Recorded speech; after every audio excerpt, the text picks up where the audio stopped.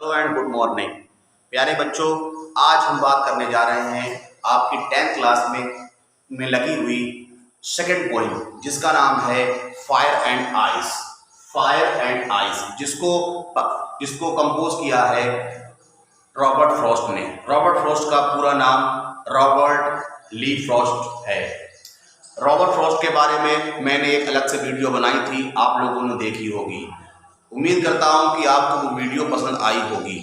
प्यारे बच्चों, आज हम बात करते हैं फायर एंड आइस की। ये पोइम क्यों लिखी गई और कब लिखी गई, इसके बारे में लिखने में रॉबर्ट फ्रॉस्ट का क्या विचार था और क्यों लिखते हैं मैं बताता चलूं। ये एक सिंबॉलिक पोइम है। ये एक सिंबॉलिक यानी कि इसमें सिंबल का यूज हुआ है, थोड़ा सा एग्जाम्पल दिए गए हैं और इसमें सीधी बात नहीं करी गई है, इसमें सिंबॉलिक पोइम का यूज हुआ है। रॉबर्ट फ्रॉस्ट की आप लोगों ने 9th क्लास में पोइम पढ़ी थी जिसका नाम था the road not taken. The road not taken 9th class में भी एक पोइम थी रॉबर्ट फ्रॉस्ट की और 10th क्लास में भी एक पोइम है, इससे पहले पढ़ चुके हैं आप लोग। आज हम बात करते हैं सेकंड पोइम के बारे में। ये दिसंबर 1920 में ये पब्लिश हुई थी।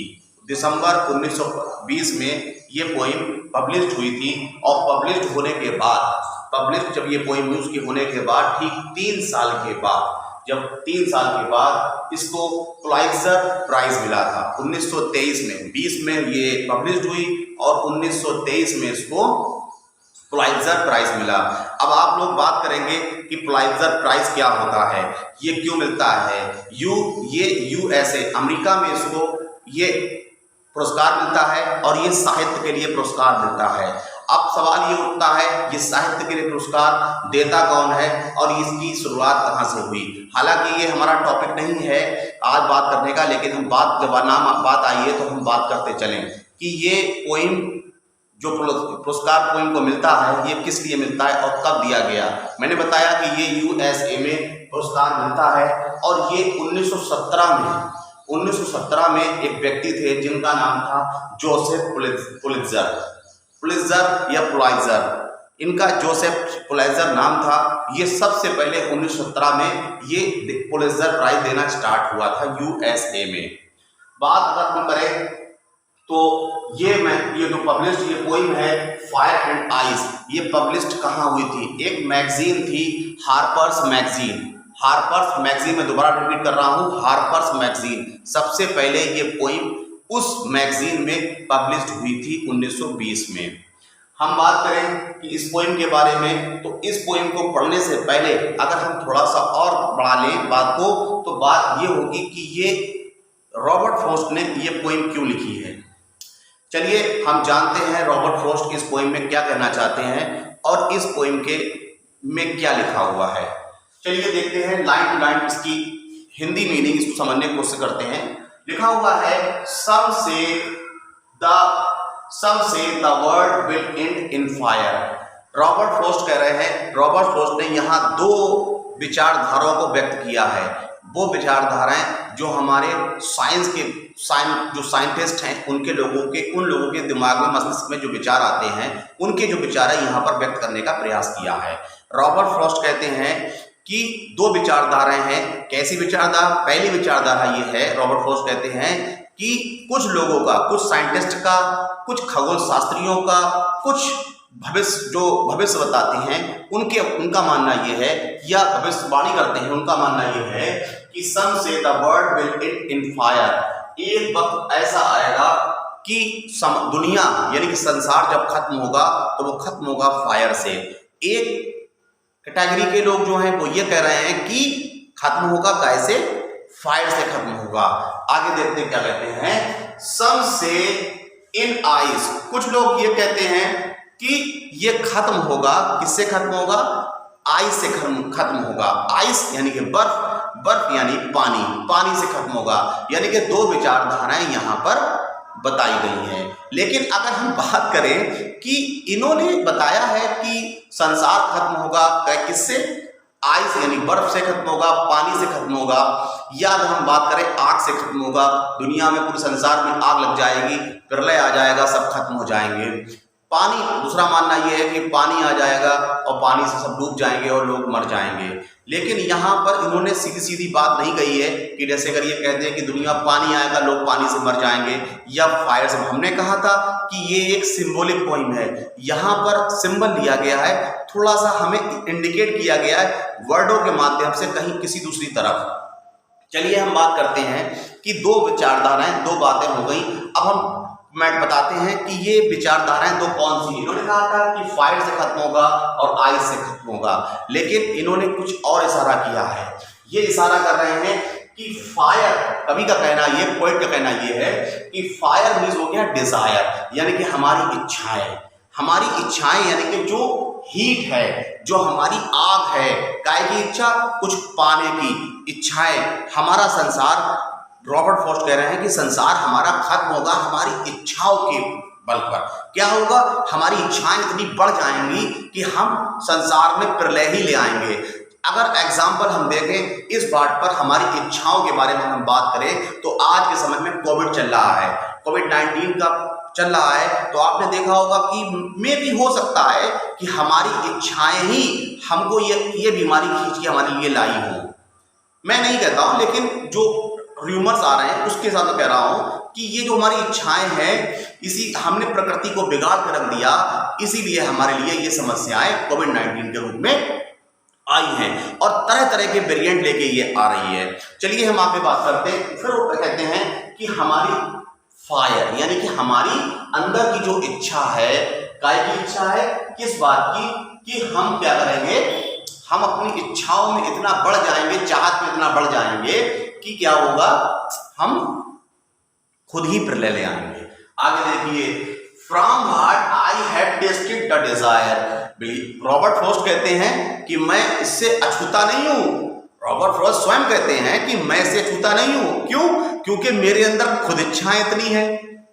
रॉबर्ट फ्रॉस्ट कहते हैं कि मैं इससे अछूता नहीं हूं, मेरे अंदर इच्छाएं खुद इतनी है कि साहब हो सकता है मेरी वजह से प्रलय आ जाए, क्योंकि मेरी इच्छाएं जो है खत्म ही नहीं हो रही और इच्छाएं मेरी हैं। हर व्यक्ति के अंदर अपनी अपनी इच्छाएं होती हैं कुछ पाने की, इसलिए कहते हैं। आगे कहते हैं, I hold with those who favour fire. कह रहे हैं आई होल्ड, मैं उनके साथ हूं।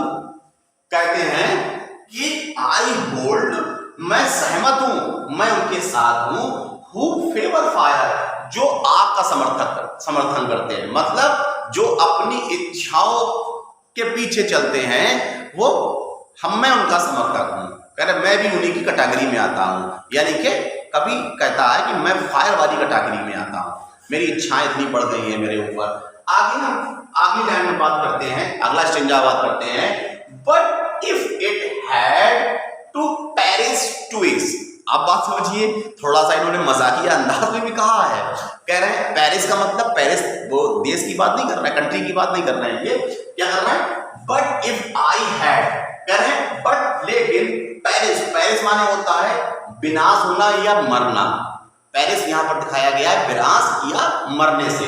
उनका कहना है बट इफ, यदि इट हैड, अगर ऐसा हुआ, रॉबर्ट फ्रॉस्ट कह रहे हैं कि अगर ऐसा हुआ, क्या बात, कि प्रलय, दोनों विचारधारा की, कोई कह रहा आई से, पानी से मरेगा, कोई कह रहा फायर से मरेगा, तो कह रहे अगर ऐसा हुआ तो क्या होगा, तो टू पेरिश टू, यानी कि हमारा दुनिया, यानी कि वर्ल्ड जो है तो 2 बार मरेगा। ये थोड़ा मजाकिया अंदाज भी कहते, रॉबर्ट फ्रॉस्ट कहते हैं अगर 2 विचार लोगों के हैं, कोई कह रहा पानी से मरेगा, कोई कह रहा आग से मरेगा, तो इसका मतलब हमारा संसार 2 बार मरेगा। एक जो मानते हैं फायर से मरेगा तो वो लोग पहले मरेंगे या बाद में मरेंगे। कुछ लोग कह रहा है कि आइस से मरेगा, पानी से मरेगा, वो लोग अलग मरेंगे। कह रहे मजाकिया अंदाज में कहते हैं। आगे देखिए, I think I know enough to hate. I think, मैं सोचता हूं, क्या सोचता हूं, आई नो, मैं जानता भी हूं, एनफ टू हेट, हेट के बारे में। अब हेट का यहाँ क्या करा गया, हेट की तुलना कंपेयर की गई है आइस से। इन्होंने यहां पर तो कंपेयर किया है आइस से। हेट कह रहे हैं वो कैटेगरी के लोग भी हैं, एक कैटेगरी लोग फायर की कैटेगरी के, जिसकी मैं कह रहा है, रॉबर्ट फ्रॉस्ट कह रहा है मैं समर्थक हूं, और दूसरे कौन से लोग कैटेगरी के लोग हैं, वो हैं हेट कैटेगरी के फ्रीज, यानी कि जमने वाले लोग, मतलब शांत। अब रॉबर्ट फ्रॉस्ट कहते हैं एक कैटेगरी वो जिसके कार्यों से, जिनकी इच्छाओं से प्रलय आ जाएगा, और एक कैटेगरी के वो लोग हैं जिससे जो कुछ नहीं करते हैं, वो भी प्रलय ले आएंगे। क्यों? वो कह रहे हैं कि जो कुछ नहीं करेंगे वही बिना तरक्की होगी नहीं, प्रोग्रेस होगी नहीं, तो क्या होगा? कह रहे हैं इससे भी विनाश आ जाएगा। क्या हो जाएगा? विनाश आ जाएगा। आगे देखते हैं। To say that for distraction eyes, यहां पर डिस्ट्रैक्शन का इन्होंने मीनिंग क्या लिया है? डिस्ट्रैक्शन कहते हैं विनाश के लिए, बर्बादी के लिए। जैसे पेरिस का लिया था वैसे डिस्ट्रैक्शन का लिया है। कह रहे हैं टू से, अगर मैं कहूं दैट फॉर डिस्ट्रैक्शन आइज, तो कह रहे हैं मैं कहूं कि दुनिया खत्म होगी, काय से? पानी से खत्म होगी। ये भी गलत विचारधारा नहीं है, लोगों का मानना ये, मैं भी मानता हूं। हो सकता है कि पानी से खत्म हो जाए दुनिया। आगे, it is also great, very good. कह रहा है इज आल्सो ग्रेट, बहुत बढ़िया। इज आल्सो ग्रेट यानी कि क्या बात है, ये कह रहे हैं। And would suffice, and would suffice, and would suffice यानी पर्याप्त। कह रहे हैं भाई दुनिया तो विनाश होना है, चाहे वो आई से खत्म हो जाए, चाहे वो किससे खत्म हो जाए? बर्फ से यानी पानी से खत्म हो जाए। सफाइस यानी कि ये पर्याप्त है। ये दो ही चीजें, मतलब दो ही चीजों का मतलब नहीं पानी और आग नहीं। कह रहे हमारी इच्छाएं ही हमें बर्बाद करने के लिए काफी हैं। ठीक है, ये पोइम यहीं पर खत्म होती है। अब हम थोड़ा सा इसके बारे में बात करते हैं कि इस पोइम के अंदर कवि ने, जो पोइट है, इसने कौन से फिगर ऑफ स्पीच का यूज किया है। इसमें कंपेयर किया गया है, आपने देखा होगा सिमिली, मेटाफर। सिमिली के अंदर कुछ ऐसे वर्ड होते हैं जिनका यूज होता है, कंपेयर वहां भी होता है, मेटाफर में कंपेयर होता है। लेकिन दोनों में फर्क क्या होता है कि कंपेयर दो लोगों में होता है, लेकिन सिमिली के अंदर कुछ शब्द ऐसे होते हैं जिनका यूज करके हम कंपेयर करते हैं। लेकिन मेटाफर के अंदर क्या होता है, वहां पर हम दो चीजों का, अलग अलग भिन्न चीजों को हम कंपेयर तो करते हैं, लेकिन कुछ शब्दों का यूज ना करके सिर्फ हम कंपेयर करते हैं। जैसे यहाँ पर आइज का यूज किया गया है, सिंबल निकाला गया है डिजायर से, वैसे ही संपर्क किया गया है। फायर का यूज किया गया है डिजायर से, और आइज का यूज किया है हेट से, घृणा से, फ्रीज से। और अगर हम थोड़ी सी और हम बात करें, इसका हो गया। अब हम बात करें राइमिंग स्कीम के बारे में कि इसके अंदर राइमिंग स्कीम क्या है। इसकी राइमिंग स्कीम बनती है ABA।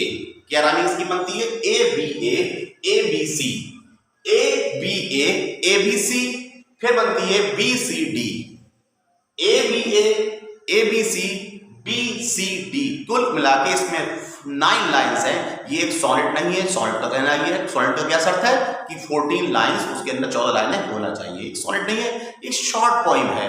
रॉबर्ट फ्रॉस्ट की बहुत ही शानदार पोइम है। आप आशा करते हैं कि आपको ये पोइम पसंद आई होगी, और घर पर रहिए, सुरक्षित रहिए।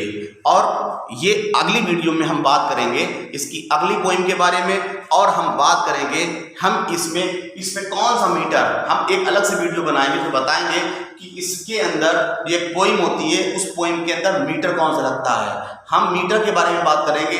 मीटर का मतलब, जैसे आपने देखा होगा कुछ सॉन्ग्स होते हैं, कुछ नहीं सॉन्ग्स जो होते हैं उसमें कहाँ पर आवाज़ उठती है, कहाँ पर दबती है, वैसे ही पोइम के अंदर मीटर लगाया जाता है। उससे हम पहचानते हैं कि कहाँ पर आवाज़ उठाना है और कहाँ पर आवाज़ लो करना है। मीटर में हम इसमें बताएंगे कौन सा मीटर यूज़ है। अगली नेक्स्ट वीडियो में हम इस पर बात करेंगे। खुश रहिए और सुरक्षित रहिए।